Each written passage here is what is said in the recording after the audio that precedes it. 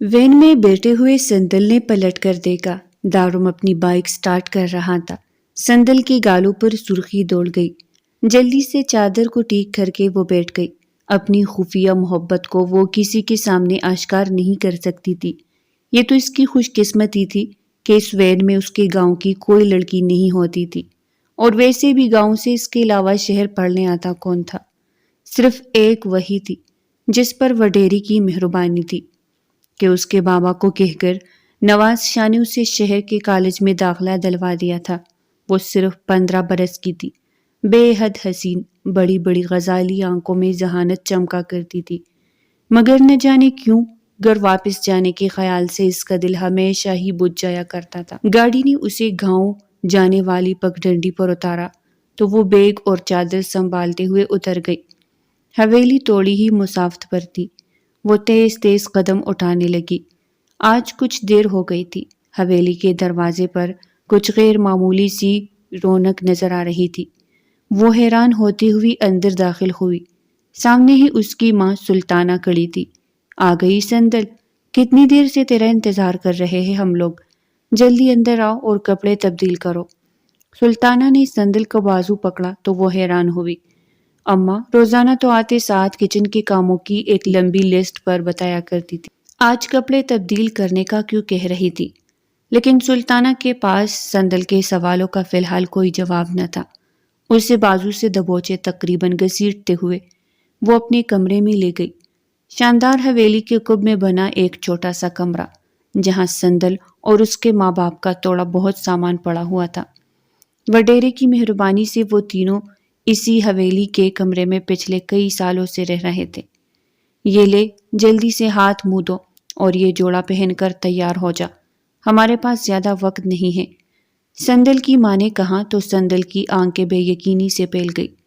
سلطانہ نے جو جوڑا اس سے تما دیا تھا وہ کوئی عام جوڑا نہ تھا، انتہائی شاندار سرخ عروسی جوڑا تھا، جو دیکھنے میں ہی اندازہ ہو رہا تھا کہ شہر کے کسی مہنگے بوتیک سے خریدا گیا ہے۔ یہ جوڑا کیوں ماں؟ یہ تو شادی کا جوڑا ہے، میں اسے کیوں پہنوں گی؟ سندل کی حیرت بھری آواز پر سلطانہ کا دل چاہے وہ اپنا سر پیٹ لے۔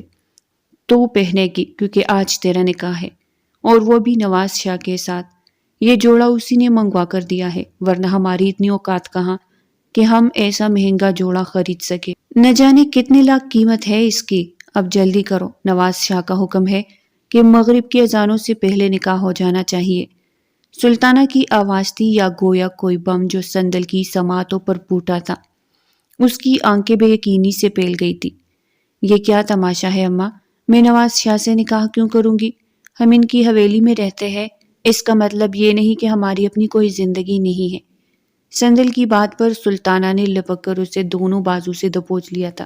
اپنا منہ بند کرو بدبخت لڑکی، اللہ تیرے نصیب جگا رہا ہے، اور اس معمولی سی قربانی کے بدلے جو فائدہ ہمیں ملنے والا ہے، ذرا ان کا تو سوچ۔ برسوں پرانا قرض ہے جو تیرے بوڑھے باپ سے ادا نہیں ہو سکتا۔ اس کی ہڈیاں گھس گئی۔ وڈیرے کی خدمت کر کر کے، اور وڈیرے کی ہمارے اوپر کتنے احسانات ہیں، بھول گئی ہے کیا؟ ان سب احسانات کے بدلے اگر اس نے تیرا ہاتھ مانگا ہے تو انکار کرنے کی جرت ہم میں نہیں۔ چپ چاپ تیار ہو جا۔ سلطانہ کی بات پر سندل کی بڑی بڑی آنکھوں میں آنسو بھرنے لگی۔ دو ٹوک انداز میں جوڑا اور میک اپ کا سامان اس کے سامنے رکھتے ہوئے سلطانہ کمرے سے باہر نکل گئی تھی۔ سندل کا دل چاہا وہ پوٹ پوٹ کر رو دے۔ اسے اپنی نصیب سے ہمیشہ ہی گلہ رہا تھا۔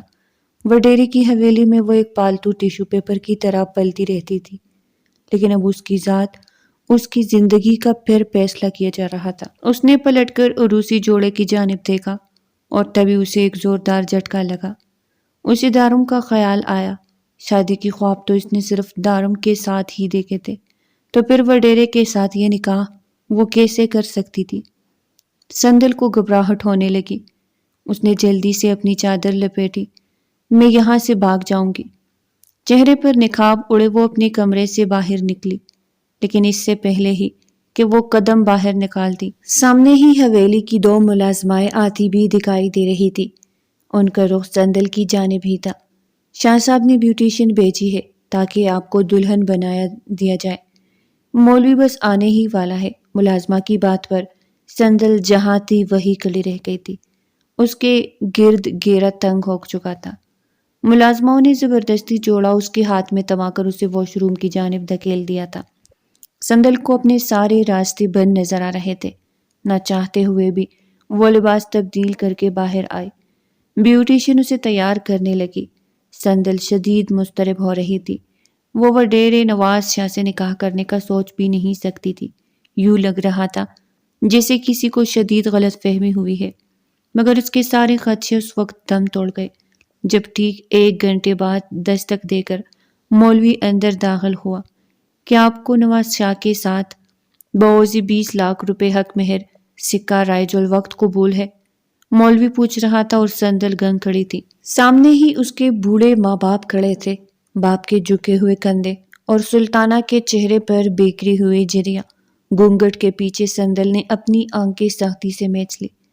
کپ کپاتے ہاتھوں سے اس نے نکاح نامے پر دستخط کر دیے۔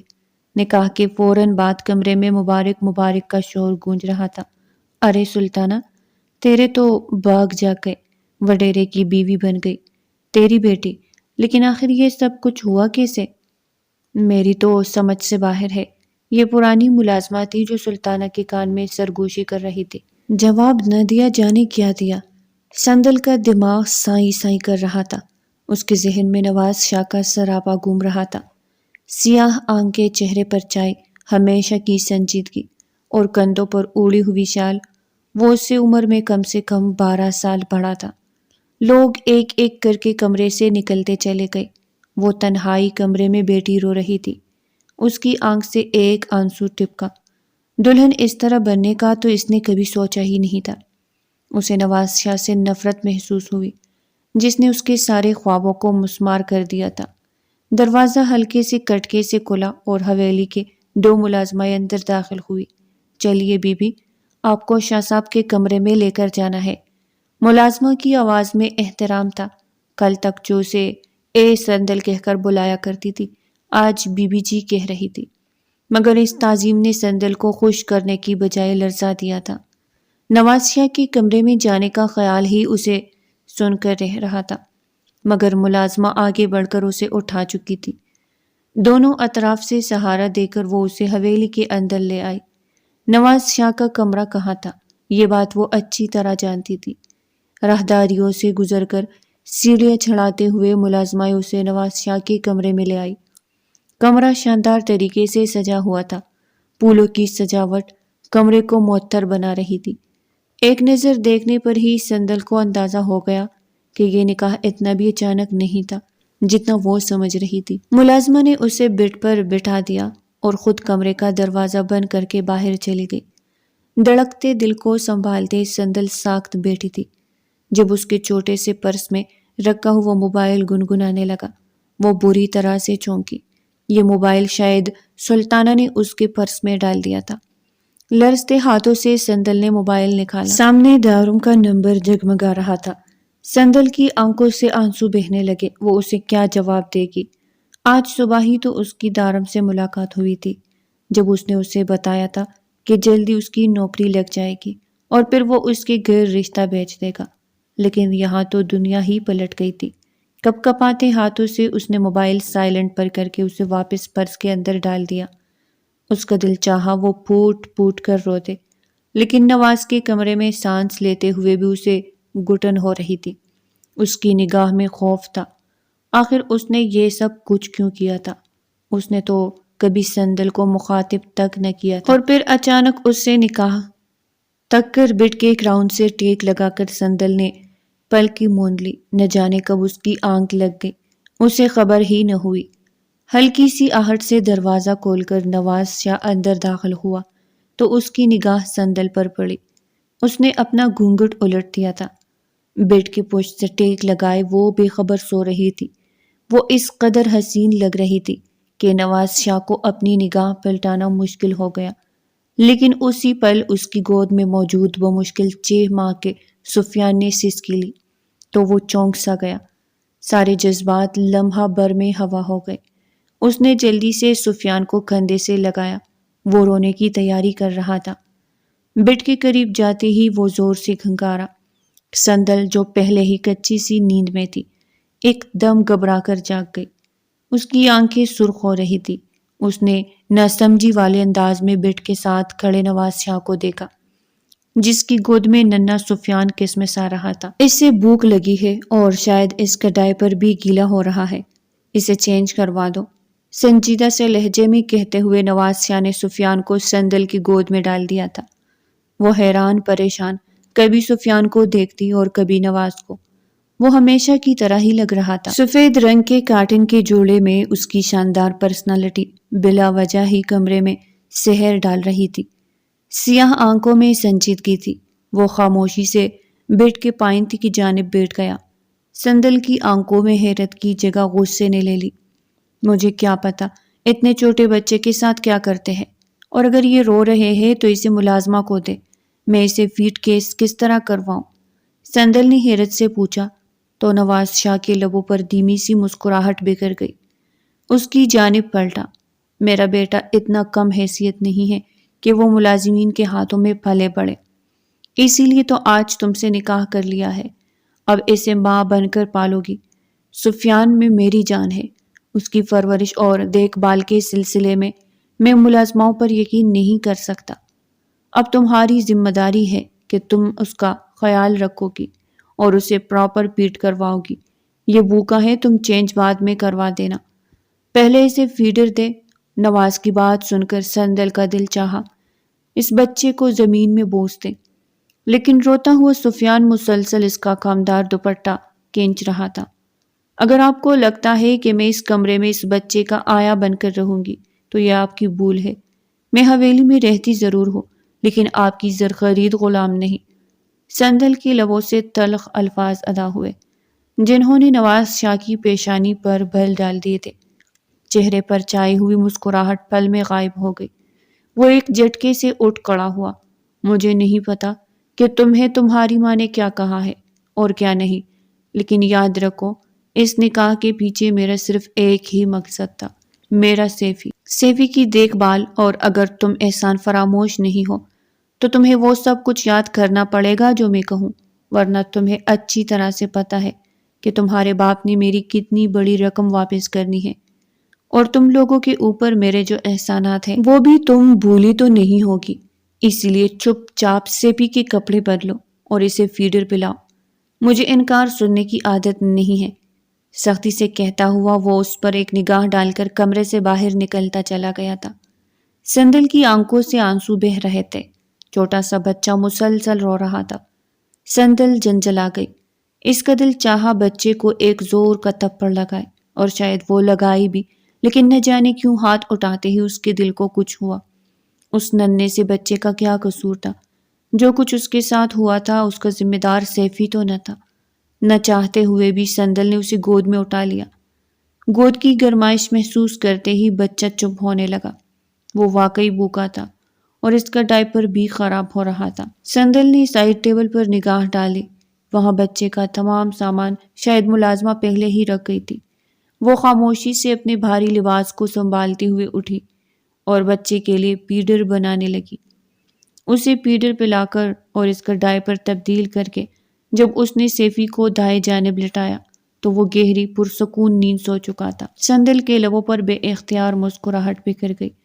بچے تو ایسے ویسے ہی اچھے لگتے تھے، ذرا سے اس کام نے اسے تکا دیا تھا۔ گھڑی میں دیکھا تو رات کے 2 بج رہے تھے۔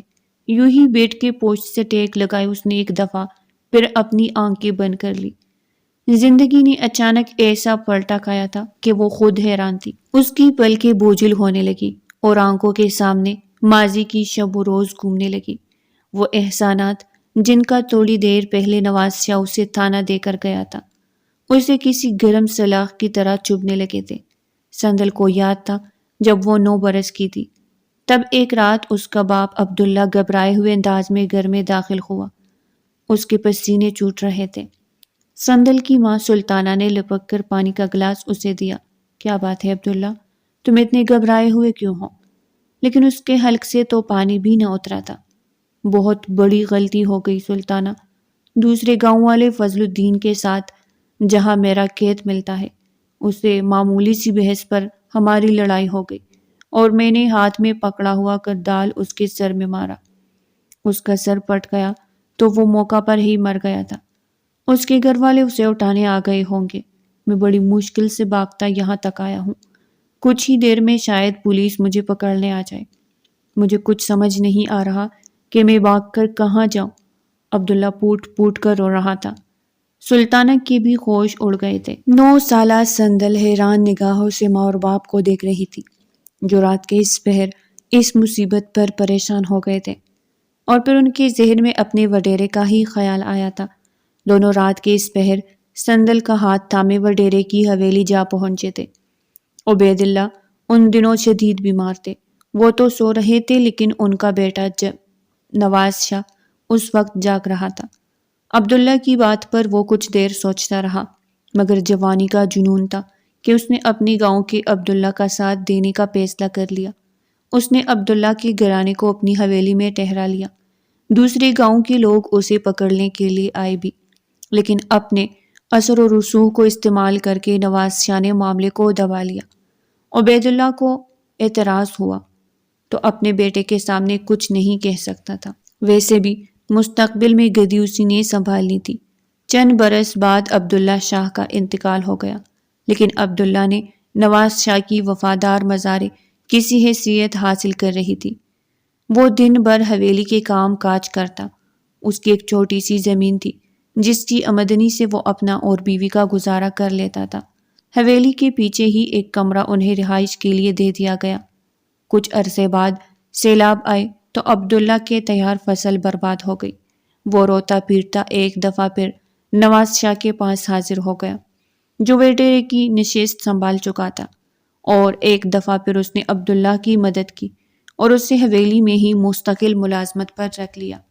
سندل ان دنوں تیزی سے عمر کی سیڑھیاں چل رہی تھی۔ وہ جانتی تھی باپ نے کٹور ناکارہ ہے۔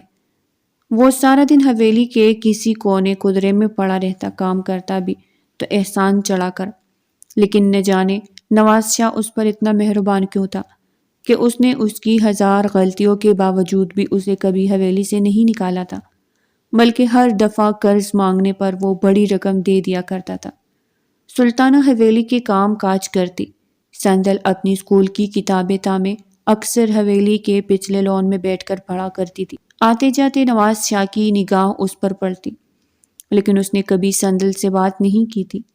گاؤں والا اسکول مکمل ہوا تو سندل کے آنسو کو دیکھتے ہوئے سلطانہ نے خود نواز شاہ سے بات کی تھی، اور وہ نواز شاہ جو سیدھے منہ کسی سے بات بھی نہیں کرتا تھا۔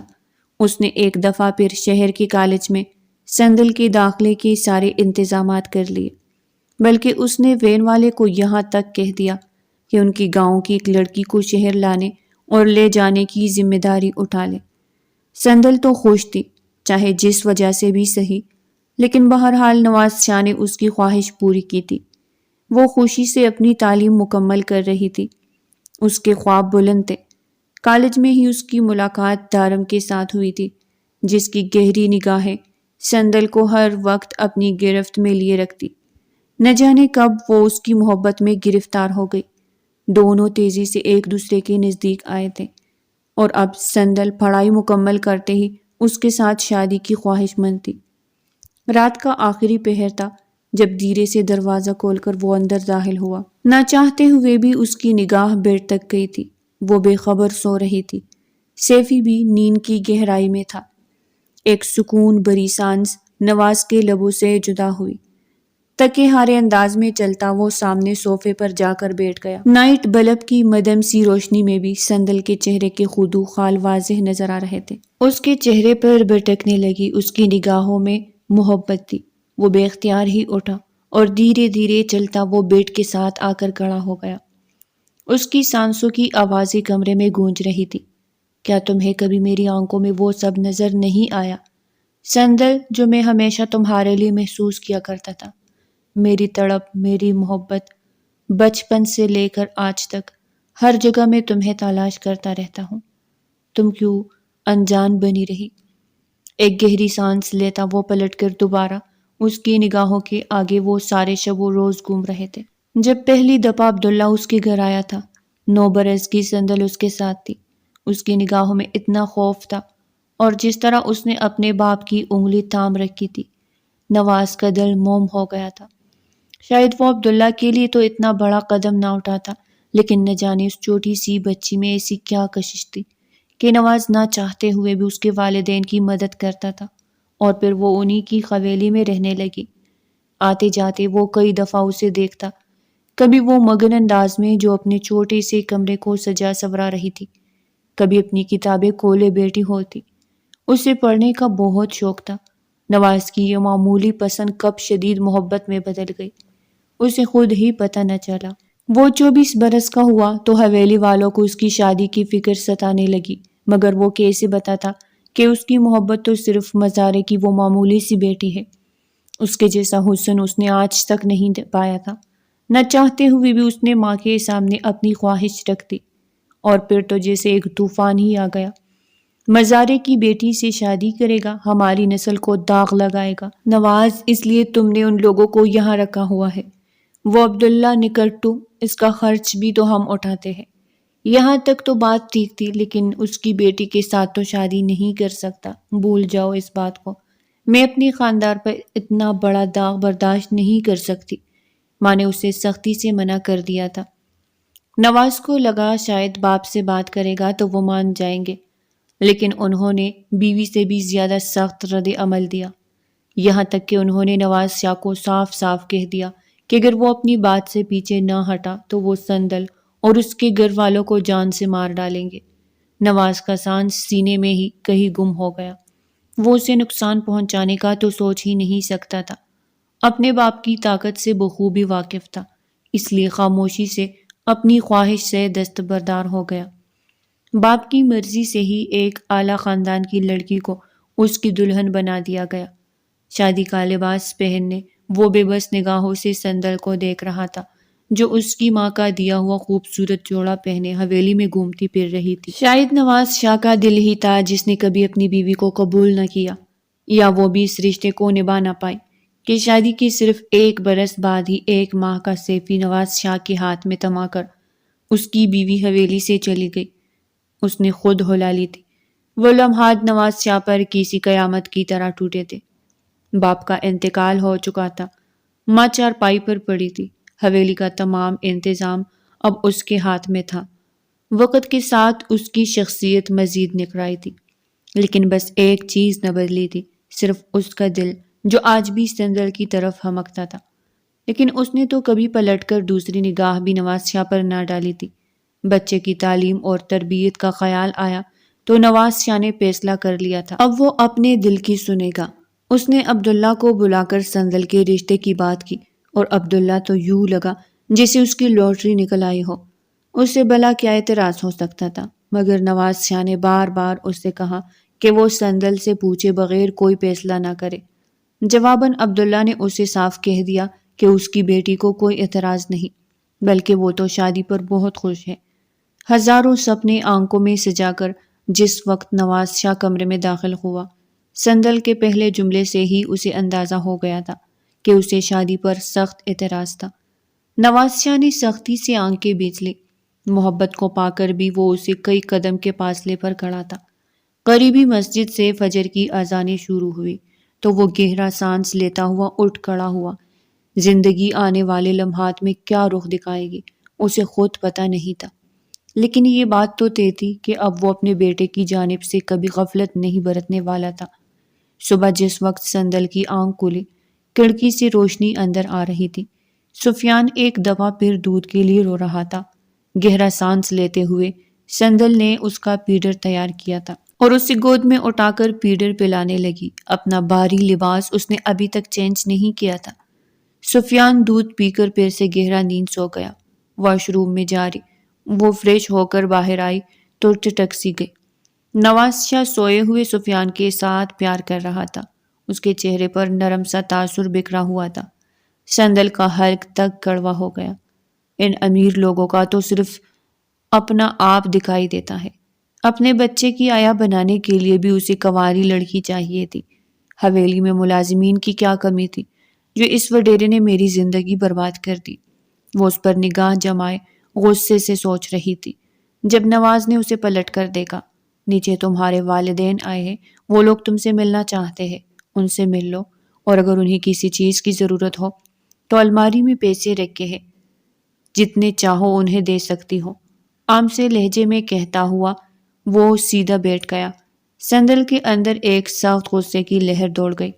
اپنے انہی احسانوں کے بوجھ تلے دبا کر آپ نے مجھ سے شادی کر لی نا، اپنے پیسے اپنے پاس رکھیے، جو کچھ آپ نے کیا ہے وہ آپ کر چکے ہیں، اب مزید کوئی احسان کرنے کی کوئی ضرورت نہیں، ہم جیسے معمولی لوگ احسانوں کو چکا نہیں سکتے۔ تلخ لہجے میں وہ اپنا دوپٹہ ٹھیک کرنے لگی۔ سیدھے لمبے بال پشت پر بکھرے ہوئے تھے، سادہ مگر قیمتی سوٹ میں اس کا حسن نکھرایا تھا۔ نواز شاہ نے بمشکل اپنی نظریں چرائی، جبکہ وہ کمرے سے باہر نکل آئے۔ سیفی سو رہا تھا تو نواز شاہ بھی آہستگی سے کمرے سے باہر نکل آیا، اسے اپنے کئی معاملات سنبھالنے تھے۔ کمرے سے نکلتے ہی اس کی نگاہ اماں جان پر پڑی، وہ بمشکل چلتے ہوئے لاؤنج کی طرف جا رہی تھی۔ نواز شاہ کو دیکھتے ہی وہ رک کر اس کا انتظار کرنے لگی۔ اماں جان، لگتا ہے آج آپ کی طبیعت کافی بہتر ہے، نواز نے پوچھا تو وہ ہلکے سے مسکرا دی۔ میں تو ٹھیک ہوں، تم خوش کیوں نہیں لگ رہے؟ اپنی برسوں پرانی خواہش کے پورا ہونے پر بھی تمہاری آنکھوں میں وہ چمک نہیں آ رہی جو ہونی چاہیے تھی۔ کیا سندل تمہارے ساتھ خوش نہیں ہے؟ اماں جان نے پوچھا تو نواز کے چہرے پر ایک سایہ سا لہرا گیا۔ اس نے نفی میں سر ہلا دیا۔ ایسی کوئی بات نہیں ہے، میں بس سفیان کی وجہ سے پریشان تھا، لیکن سندل اس کا اچھے سے خیال رکھ رہی ہے، ہم دونوں بہت خوش ہیں۔ کل آپ آرام کر رہی تھی اس لیے میں نے جگانا مناسب نہیں سمجھا، وہ اپنے والدین سے مل کر آتی ہے تو میں اسے لے کر آپ کے پاس آؤں گا، نواز شاہ نے کہا تو اماں جان مسکرا دی۔ ان کے دل میں اب بس یہی ارمان تھا کہ وہ اپنے نواز کو خوش دیکھ سکے۔ ملازمہ کو آواز دیتے ہوئے وہ لاؤنج میں بیٹھ گئی تھی، شاید انہیں کچھ چاہیے تھا۔ نواز خاموشی سے حویلی سے باہر نکل گیا۔ سندل سیڑھیاں اتر کر نیچے آئی تو سامنے ہی حال میں سلطانہ اور عبداللہ کھڑے تھے۔ سندل کو دیکھتے ہی سلطانہ لپک کر مسکرائی۔ اس قدر خوبصورت جوڑا پہنا ہے میری بیٹی نے، ایک دن میں ہی تیری تو چال بدل دی، وڈیرے کی بیوی بن گئی نا، اور یہ زیور۔ اب تو سلطانہ برابر اس کا جائزہ لے رہی تھی اور سندل کو کوفت سی ہونے لگی۔ یہ زیور تو ملازمہ اس کے کمرے میں رکھ گئی تھی اور اسے تاکید کی گئی تھی کہ اماں جان کا حکم ہے کہ بہو سونے کے زیور کو ضرور پہنے، جبکہ عبداللہ اور سلطانہ تو اس کی بدلی ہوئی حیثیت کو دیکھ دیکھ کر ہی خوش ہو رہے تھے۔ بیٹا، اب تو نواز شاہ تیرا شوہر بن گیا ہے، کسی اچھے موقع کو دیکھ کر اسے میرا سارا قرضہ معاف کروا دینا، اور ہو سکے تو اسے کہنا کہ کچھ پیسے مجھے دے دے، میں نئی زمین خریدنا چاہتا ہوں۔ اب یہ حویلی میں مزارے کی طرح رہنا مجھے اچھا نہیں لگتا، بھلا میری بیٹی وڈیرے کی بیوی ہے اور میں مزاروں والے عام کام کروں، یہ مجھے اب زیب نہیں دیتا، عبداللہ لالچی انداز میں کہہ رہا تھا۔ سندل کا خون کھل اٹھا۔ بس کر دے امی جان اور ابو جان، پہلے ہی آپ لوگوں نے اپنے مفاد کی خاطر مجھے قربان کر دیا ہے، معمولی سی رقم اور اسے قرضے کی عوض آپ نے اپنی بیٹی نواز شاہ کی تحویل میں دے دی، یہ جانے بغیر کہ وہ پہلے سے شادی شدہ اور ایک بچے کا باپ تھا۔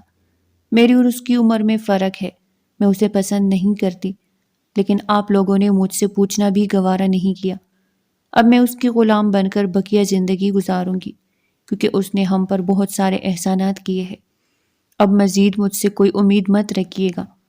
آنکھوں میں آنسو بھرے اس نے زور سے ماں کا ہاتھ جھٹک دیا تھا، جبکہ سلطانہ بیگم اور عبداللہ شرمندہ سے ہو رہے تھے۔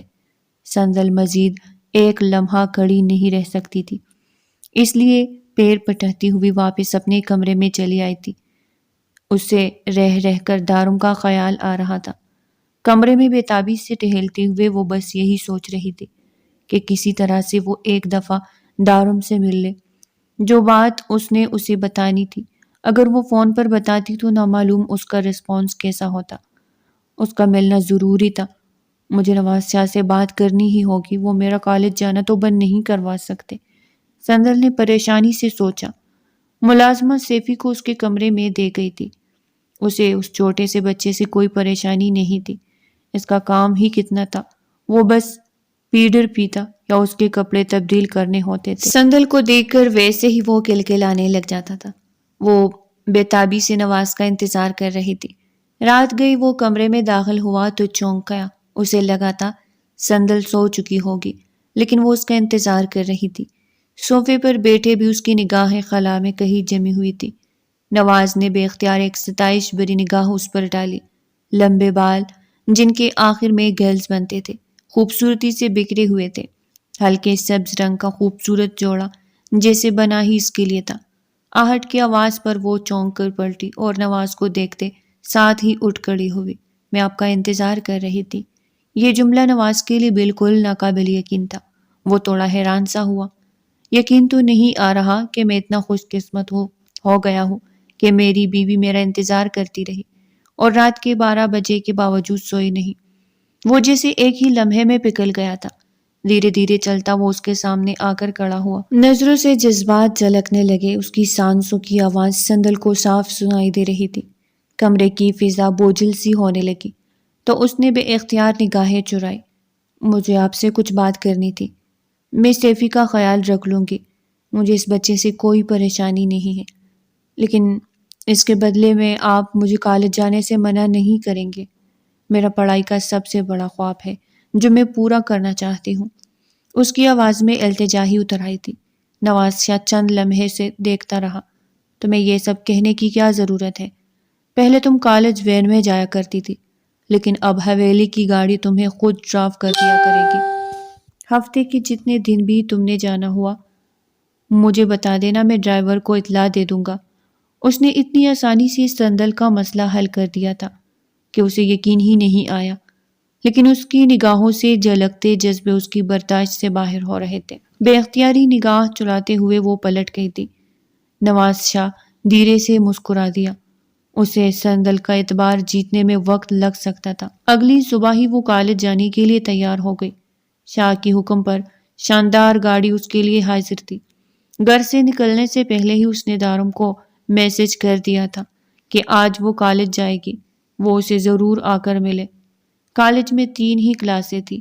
پورا وقت اس کا دھیان بس دارم کی سمیت ہی لگ رہا. وہ بار بار موبائل نکال کر دیکھتی کہ شاید اس کا میسج آیا ہو. بےتابی سے وہ آخری کلاس کے ختم ہونے سے پہلے ہی باہر نکل آئی. دارم کالج کے باہر اس کا انتظار کر رہا تھا. ڈرائیور یہاں سامنے تو نہ تھا، اور ویسے بھی سندل نے اسے کہا تھا کہ کالج ختم ہونے کے بعد وہ فون کر کے اسے بلائے گی. کیا بات ہے، آج تو تمہارے سٹائل ہی الگ ہے. اتنے مہنگے کپڑے کہاں سے لیے ہیں؟ کیا حویلی والوں نے تحفے دیے ہیں؟ دارم نے بغور اس کا جائزہ لیتے ہوئے کہا. سندل تو اسے دیکھ کر ہی سرشار ہو گئی تھی. حالانکہ کل ہی تو ابھی ملاقات ہوئی تھی، مگر سندل کو یوں لگ رہا تھا جیسے عرصے بعد اس نے دارم کو دیکھا ہے. کہیں بیٹھ کر بات کرنی پڑے گی، مجھے تمہیں کچھ بتانا ہے، سنجیدہ انداز میں کہتے ہوئے اس نے دارم سے کہا. کالج کے ساتھ ایک چھوٹا سا ریسٹورنٹ تھا. سندل کا ہاتھ پکڑ کر اسے سیدھا وہی لے گیا. دارم دیکھو، کھانا اور ڈرنا مت. یار میری جیب میں زیادہ پیسے نہیں ہیں، دارم نے بیٹھتے ہوئے معذرت خواہ انداز میں کہا تھا. سندل نے سر ہی ہلا دیا. مجھے بالکل بھوک نہیں ہے. دارم گہری نگاہوں سے اس کا جائزہ لے رہا تھا. سندل الفاظ کی جوڑ توڑ کر رہی تھی، اور پھر تھوڑی دیر کے بعد اس نے آخر ہمت کر کے دارم کو بتا ہی دیا کہ حویلی کے وڈیرے نواز شاہ نے زبردستی اس سے نکاح کر لیا ہے. اس کا بتاتے ہی وہ پوٹ پوٹ کر رونے لگی. میرا یقین کرو دارم، مجھے اس میں ذرا بھی دلچسپی نہیں، لیکن میرے والدین نے مجھ سے پوچھنا تک گوارا نہیں کیا. میرا قصور صرف اتنا ہے کہ میں اس کی حویلی میں رہتی ہوں، لیکن میں ابھی بھی تم سے بہت محبت کرتی ہوں. میں جلد ہی اسے طلاق لے لوں گی. بس میں اپنے اور اپنے والدین کی کہیں اور رہائش کا بندوبست کر لوں. بات کے اختتام میں وہ پرعزم طریقے سے بولی تھی، لیکن دارم تو گہری نگاہوں سے اس کا جائزہ لے رہا تھا. سندل کی بات سن کر وہ خاموش ضرور ہوا تھا. کیا تم ناراض ہو؟ سندل نے گھبرا کر پوچھا. دارم نے آہستگی سے نفی میں سر ہلا دیا. یہ جھمکے سونے کے ہیں کیا؟ اس نے سندل کی کان میں جھولتے سونے کے خوبصورت جھمکوں پر ہاتھ لگایا. ہاں ہاتھ لگاؤ، سونے کے ہے. یہ ہیرے کی انگوٹھی بھی ہے. وہ سمجھتا شاید میں ان ساری چیزوں سے متاثر ہو جاؤں گی. بیزار سے لہجے میں وہ کہہ رہی تھی. یہ دیکھے، بغیر کے دارم کی آنکھوں میں کیسی عجیب سی چمک اتر آئی تھی. وہ یکدم اپنی کرسی پر آگے کو ہو کر بیٹھ گئی. دیکھو سندل، میں تم سے بے حد محبت کرتا ہوں. تم نے اتنا بڑا قدم اٹھا لیا، لیکن یہ میری اصلی محبت ہے کہ میں اب بھی تمہارا انتظار کروں گا. لیکن تمہیں پتہ ہے میرے گھر کے حالات کیا ہیں. میری معمولی سی ٹیوشن سے گھر کا خرچ چلانا مشکل ہوتا جا رہا ہے. تعلیم مکمل ہونے میں بھی 6 مہینے رہتے ہیں. اس کی فیس بھی دینی ہے. ابا کا دکان بھی اب زیادہ نہیں چلتا. میں بہت پریشان ہوں. اماں نے بھی مجھے بتایا ہے کہ ان کی آنکھ کا آپریشن ہوگا. سمجھ نہیں آتا ان سارے مسائل میں کیسے نپٹوں. میرے پاس تو ایک پوری کوٹی بھی نہیں. کوئی ایسا دوست بھی نہیں جو مجھے قرض دے دے. دارم بات کا رخ گما پھرا کر اپنی مرضی کی جانب لے گیا تھا. سندل ششدر رہ گئی. اس نے آج سے پہلے اپنے کسی مسئلے کا اتنا کھلے عام ذکر نہیں کیا تھا، لیکن وہ تو بے چین اٹھی تھی. اس کا ہاتھ لپک کر اپنے پرس میں گیا، جہاں نوٹوں کی کئی گڈیاں الماری سے اٹھا کر سندل نے ایسے ہی ڈال دی تھی، کیونکہ نواز نے تاکید کی تھی کہ یہ پیسے رکھ لو، شاید ان سے تمہارے کسی مسئلے کا حل نکل آئے. محبت سے کہتے ہوئے کئی نوٹ نکال کر سندل نے دارم کے سامنے رکھے. ارے نہیں نہیں، تم مجھے لالچی سمجھ رہی ہو. میں ایسا نہیں ہوں. دارم نے ہاتھ پیچھے بھی نہ ہٹایا اور ہلکے سے لہجے میں بولا، لیکن زبردستی سندل نے اسے وہ نوٹ تھما دی. دارم نے چہرے پر ایسا تاثر پھیلا لیا جیسے وہ بہت احسان مند ہوا ہو، جبکہ اسے سندل کی صورت میں ایک سونے کی چڑیا نظر آ گئی تھی. اب میں چلتی ہوں، ڈرائیور آ گیا ہوگا، اگر اس نے ہمیں دیکھ لیا تو بڑا مسئلہ ہو جائے گا. بیگ سنبھالتے ہوئے اٹھ کھڑی ہوئی. دارم نے محبت لٹاتی نگاہ سے خدا حافظ کہا، لیکن جیسے ہی وہ ریسٹورنٹ سے نکلی، دارم نے لپک کر وہ نوٹ اٹھائے اور انہیں گننے لگا. لوٹری لگ گئی ہے یار، میں تو اس سندل سے جان چھڑانے والا تھا. جونک کی طرح چمٹ گئی تھی، لیکن اس کی صورت میں تو جیک پوٹ ہاتھ لگ گیا ہے. اب تو اپنی ساری مسئلے ختم. نوٹوں کو گنتے ہوئے اس کے لبوں پر ایک لالچی سی مسکراہٹ تھی. سندل نہیں جانتی تھی کہ وہ کہیں پڑھائی نہیں کرتا تھا. میٹرک کے بعد ہی اس نے تعلیم ادھوری چھوڑ دی تھی. دوستوں کے ساتھ آوارہ گردی کا اس کا واحد شوق تھا. سندل کو تو صرف اس نے اپنی محبت کے جال میں پنسا رکھا تھا، لیکن اب اس کے ارادے خطرناک ہو چکے تھے. دل ہی دل میں نئے منصوبے بناتے وہ نوٹوں کو اپنی جیب میں ڈالتے ہوئے اٹھ کھڑا ہوا تھا.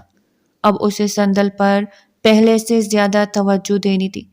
گھر واپس آ کر سندل کو کافی اطمینان ہوا تھا، لیکن نواز کمرے میں آیا تو اسے دیکھتے ہی ہلکی سی شرمندگی سندل کے اندر پھیل گئی. یہ میں کیا کر رہی ہوں؟ کسی کی بیوی ہوتے ہوئے میں کسی اور سے مل رہی ہوں. اس سوچ کے آتے ہی سندل نے اپنا سر جھٹکا. میں نے نہیں کہا تھا کہ یہ مجھے زبردستی اپنی بیوی بنا لے. میں تو ویسے بھی دارم سے شادی کرنا چاہتی تھی. کیا بات ہے، کچھ پریشان ہو؟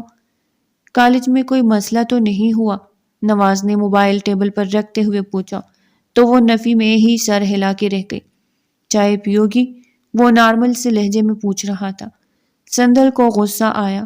اب حکم دے گا چائے بنا کر لے آؤ. حالانکہ وہ پہلے بھی کام کاج کرتی رہتی تھی، لیکن نہ جانے کیوں اب اسے نواز کی ہر بات ہی بری لگ رہی تھی.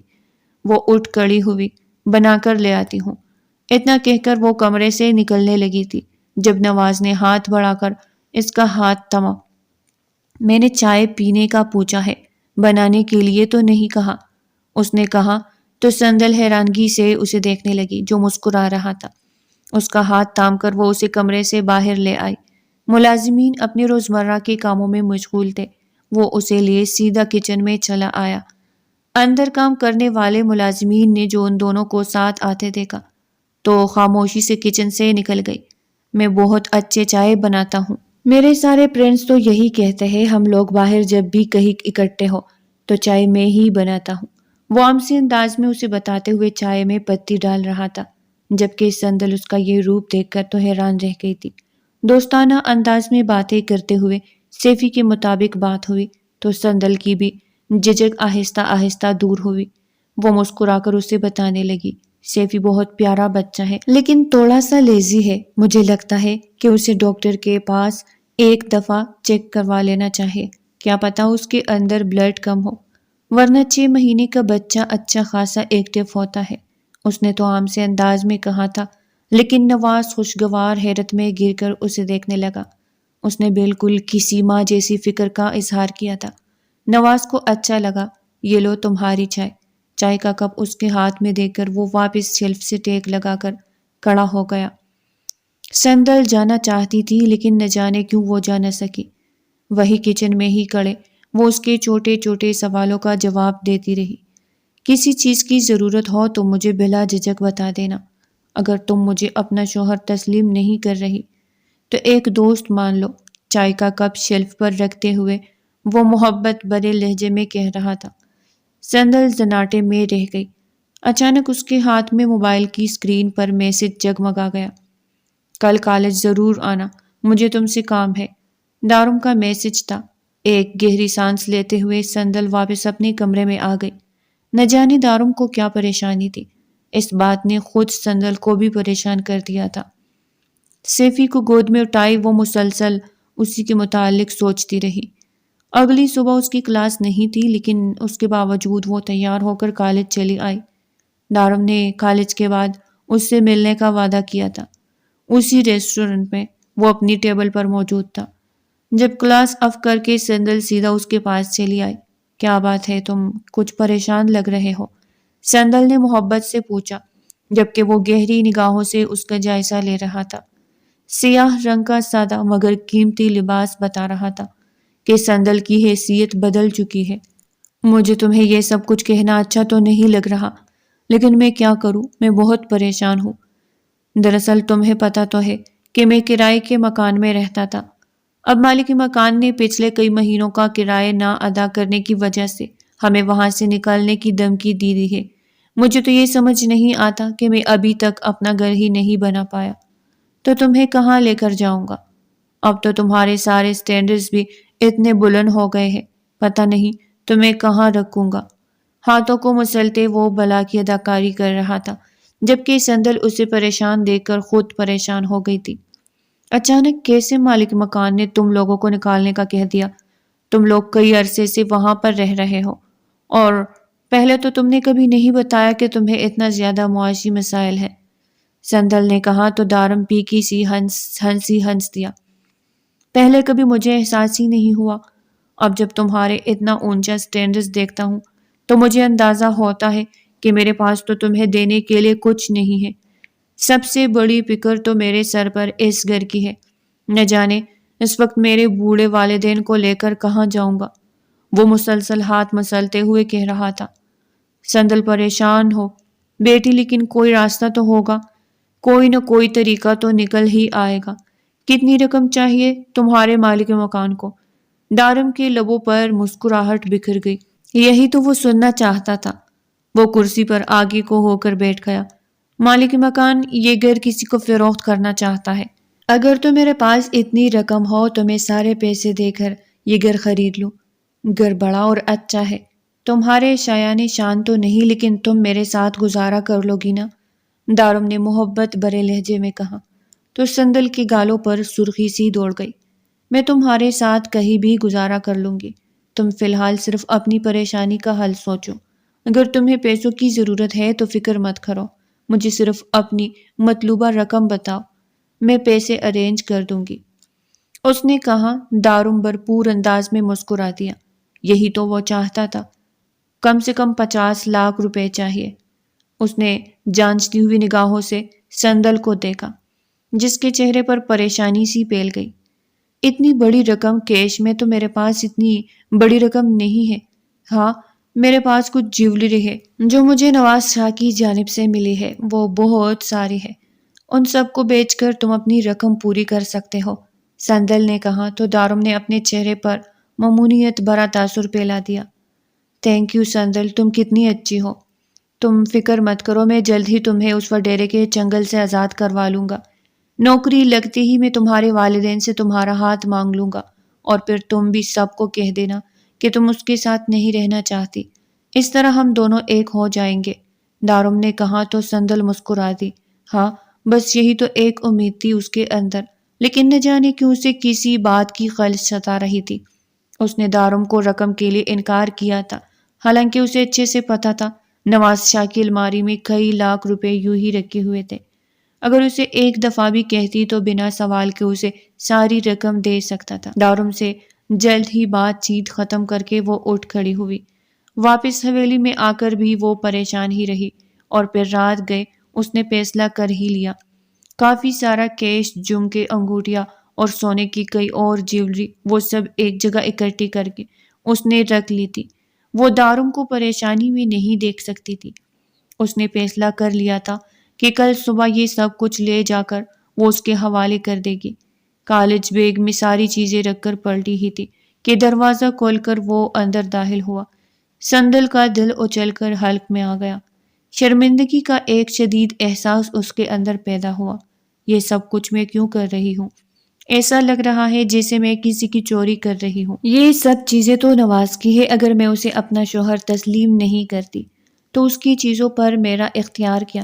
یہ سوچ اسے اندر ہی اندر چیر رہی تھی، جبکہ نواز اس کے اندر ابھرتے جوار باتوں کے برخلاف سیدھا اس تک چلا آیا تھا۔ کیا بات ہے، سوئی نہیں ابھی تک؟ سیفی نے تو پریشان نہیں کیا۔ اس نے ایک نگاہ بیڈ پر خاموش لیٹے ہوئے سیفی کی طرف ڈالی۔ سندل کچھ نہ بولی، وہ بس بت بنی نواز کو ہی دیکھتی جا رہی تھی۔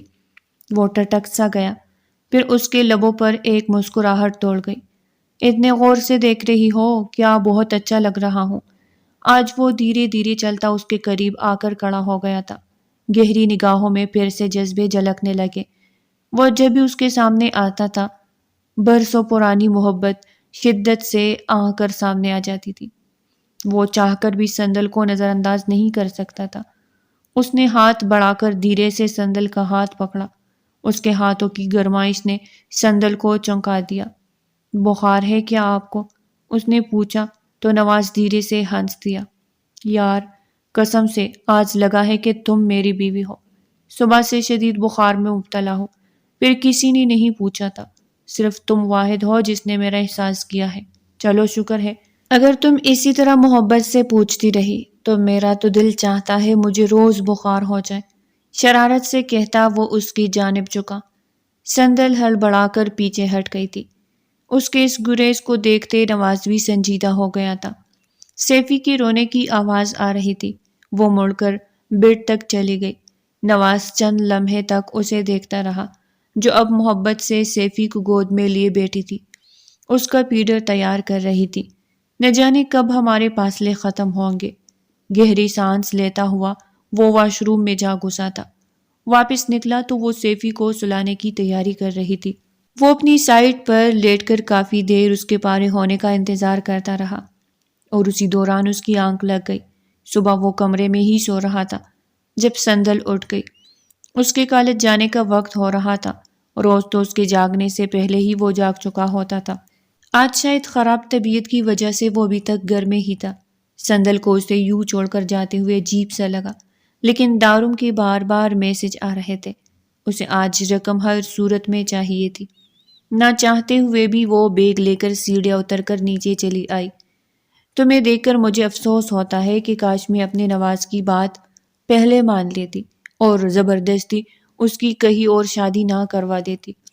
وہ اپنی برسوں سے دبی محبت کو پا لینے پر آج کل جتنا خوش ہے، اسے اتنا خوش دیکھنے کی تو ہمیشہ میری حسرت ہی رہی تھی۔ مجھے تو لگتا تھا وہ صرف زبانی کلامی دعوے کرتا ہے کہ اسے سندل سے محبت ہے، لیکن وہ تو سچ میں تم پر اپنی جان نچھاور کرتا ہے۔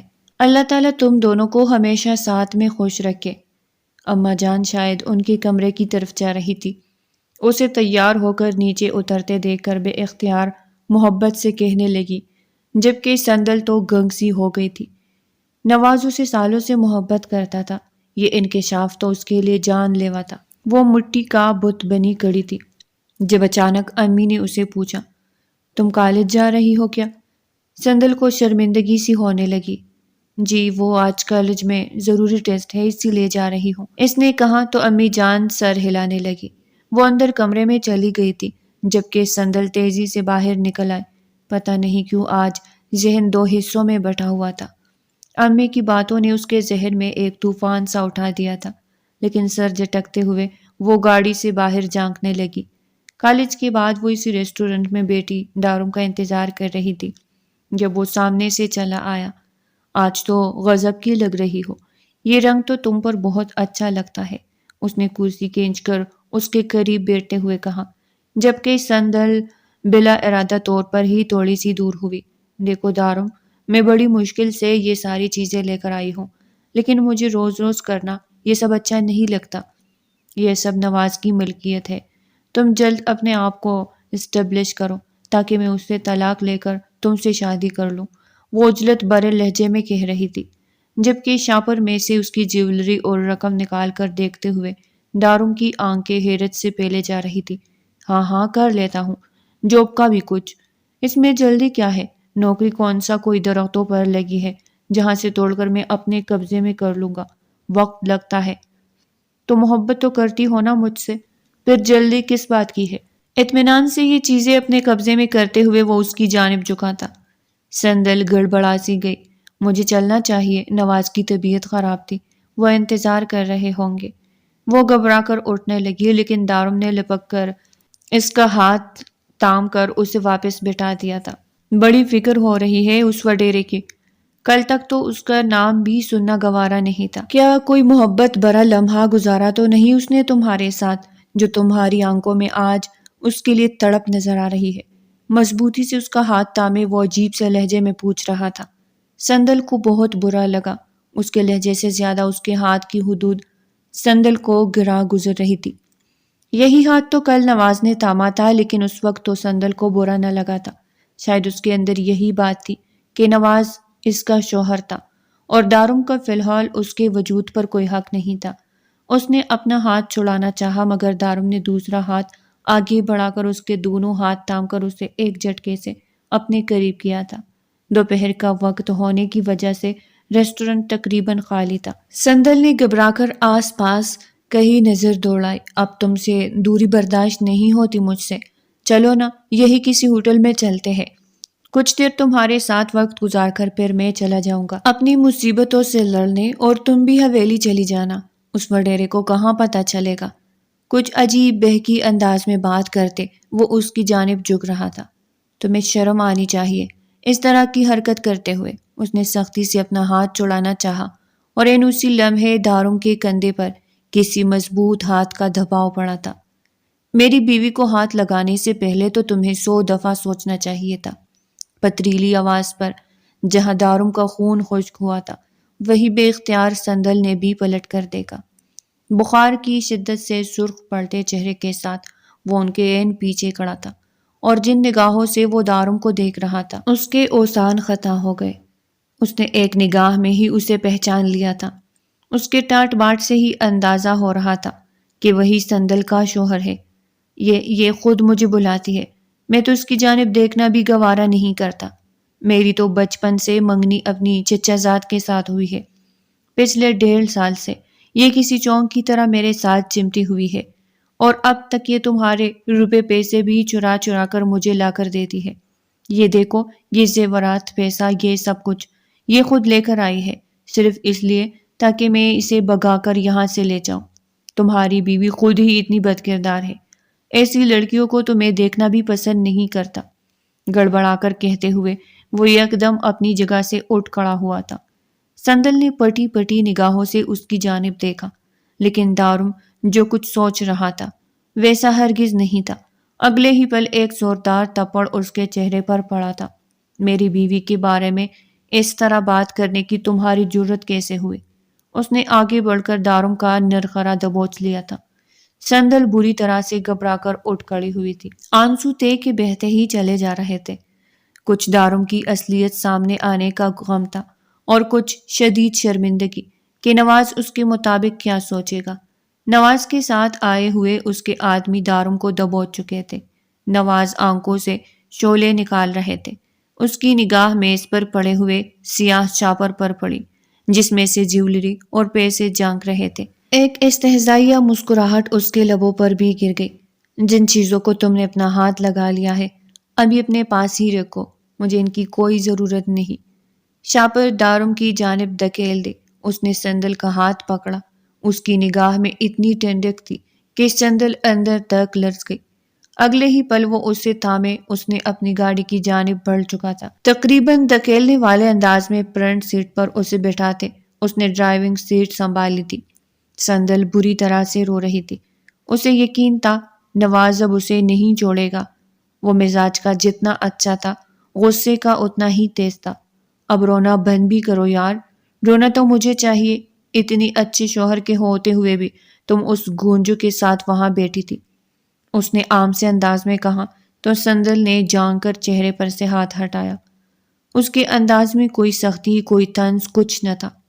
آئی ایم سوری، مجھے نہیں پتا تھا وہ ایسا ہے، لیکن یہ حقیقت ہے کہ میں اس سے ملتی تھی اور میں اسے پسند بھی کرتی تھی۔ اس نے مجھے مدد کے لیے کہا تو میں انکار نہ کر سکی۔ الفاظ اس کا ساتھ چھوڑ رہے تھے، اہانت کا شدید احساس اسے اپنی لپیٹ میں لے رہا تھا۔ نواز نے سر جھٹکا، بھول جاؤ جو کچھ بھی ہوا ہے، ہم اکثر زندگی میں غلط فیصلے کرتے ہیں، لیکن وقت پر ان فیصلوں کو بدل لینا ہی عقل مندی ہے۔ اچھا اب خاموش ہو جاؤ، مجھے تو پہلے ہی بخار ہے، یہ نہ ہو رو رو کر تمہیں بھی بخار ہو جائے۔ دونوں میاں بیوی بیمار ہو کر کمرے میں لیٹ جائیں گے تو سیفی کو کون سنبھالے گا، محبت بھرے لہجے میں کہتے وہ اسے نرمی سے ٹوک رہا تھا۔ سندل نے ایک حیرت بھری نگاہ ان پر ڈالی۔ کیا اس کا اتنا بڑا ظرف تھا کہ وہ اتنی آسانی سے اس کی اتنی بڑی غلطی کو معاف کر رہا تھا؟ شاید یہی اس محبت کی نشانی تھی جس کے متعلق اماں جان نے آج صبح ہی اسے بتایا تھا۔ آنسو کو صاف کرتے سندل کھل کر مسکراتی، وہ پتھر کے پیچھے دوڑ رہی تھی، لیکن قدرت نے تو اس کے نصیب میں ہیرا لکھ دیا تھا اور وہ اب اس ہیرے کو کھونا نہیں چاہتی تھی۔